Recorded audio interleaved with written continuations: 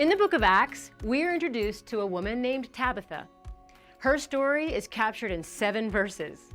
7 verses that tell us that she was a disciple, she was always doing good and helping the poor, she died and was raised from the dead. And news of that encounter from death to life was heard around the region, and many people turned to faith in Jesus because of it. And now her story continues to be told thousands of years later. But sometimes, what's not told in a story can be just as important as what is. We don't know if she was rich or poor. We don't know if she was married or single. We don't know if she led a life of leisure or if she burned the midnight oil.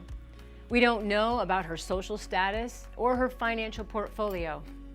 The Bible doesn't say, and maybe it simply doesn't matter. But there's a huge clue in the opening line of her story as it reads, "In Joppa, there was a certain disciple." You see, Tabitha decided to follow Jesus and was learning to do as he did. That's what made her a disciple, and that was a motivation for her actions. It's also the common thread woven between her story and ours. As disciples of Jesus Christ, we are taught to not only be hearers, but doers also. We learn and we do, like Tabitha.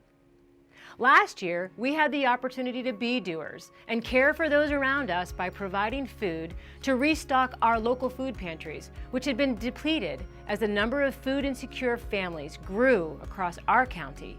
Because of your generosity, tons of food was collected, and many of our partners were able to face the coming season with confidence that they would be able to provide for those depending on them. Thank you, Victory Tribe, for partnering with us to love our neighbors. You gave, you packed, you delivered, you cared, you served, and you did it infused with the love of Jesus as his disciples. And now, after serving thousands of families, those shelves are once again depleted. And for the next few weeks across all of our campuses, Victory Church will be hosting another food drive.